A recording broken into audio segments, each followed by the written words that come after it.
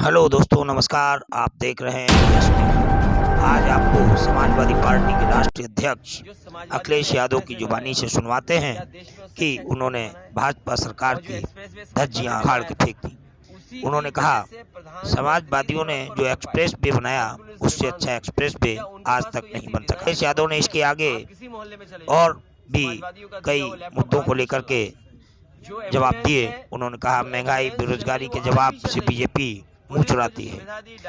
अगर रास्ते में आवारा सांडों को लेकर के कोई बात कही जाती है तो वो धार्मिक राह की ओर मोड़ देते हैं। उसको सांड नहीं, भगवान शिव का नंदी बताते हैं। आयुष्मान में भारी घोटाला हुआ है।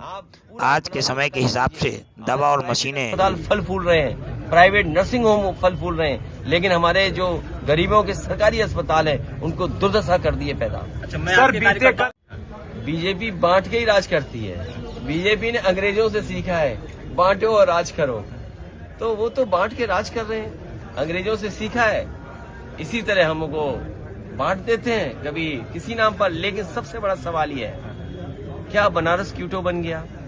क्या माँ गंगा साफ हो गई?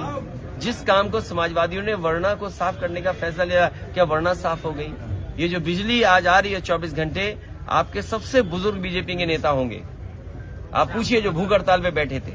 मैंने सदन में भी कहा, प्रेस के लोगों के सामने भी कहा कि उस समय समाजवादी पार्टी ने 24 घंटे बिजली देने का काम किया था। आज उत्तर प्रदेश की जनता ने प्रधानमंत्री दिया, सबसे ज्यादा लोकसभा जिताया। क्या बिजली का कोटा उत्तर प्रदेश का बढ़ गया? क्या आपको बिजली महंगी नहीं खरीदनी पड़ रही? क्या हर घर में बेरोजगार नहीं बैठे नौजवान? महंगाई आपको नहीं परेशान कर रही है? इन सवालों का जवाब भारतीय जनता पार्टी के पास क्या है? और बैंकों को जिस तरीके से डुबाने का काम किया, बड़े लोगों का 10 लाख करोड़ पैसा माफ कर दिया, किसानों का कर्ज क्यों नहीं माफ किया? अभी हम फ्लाईओवर पे चढ़े, हमें सबसे पहले जानवरों के दर्शन हो गए। हम अगर सांड गाएंगे तो बीजेपी कहेंगे नंदी का दर्शन हुए। यही फर्क है उनमें और हममें। सर अभी सरकार पिछड़े दलित अल्पसंख्यकों के साथ इसी तरह भेदभाव करने का काम करेगी। पूरा बजट डाइवर्ट कर देंगे किसी शहर की तरफ, किसी आयोजन की तरफ। और ये जितने भी हमारे पिछड़े और दलित और अल्पसंख्यक भाइयों का बजट जो काटा जा रहा है या कम किया जा रहा है, और अगर पंथ हॉस्टल का बजट काटा गया इलाहाबाद में, स्कॉलरशिप या और सुविधाओं को देने वाली जो बजट थी, तो ये सब कहीं ना कहीं इवेंट में जा रहा है, आयोजनों में जा रहा है। तो इससे बड़ा धोखा संविधान को क्या हो सकता है? हमारे लोकतंत्र में इससे बड़ा धोखा क्या हो सकता है?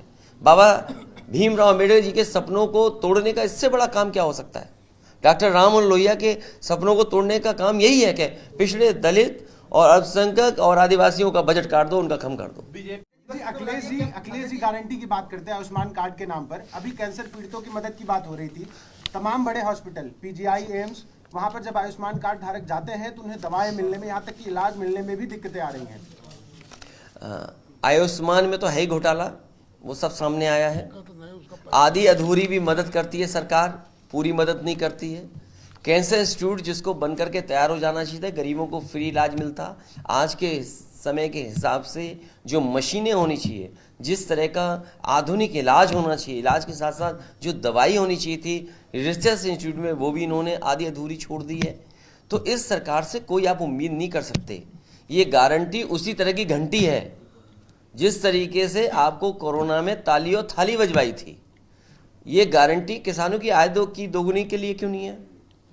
जब आपने ये कहा कि किसानों की आय दोगुनी होगी, तो आय दोगुनी के लिए गारंटी क्यों नहीं है? आज एक वीडियो में देख रहा हूं कि कुछ नौजवान मिलकर के एक शटर को खोल रहे हैं गाजियाबाद में।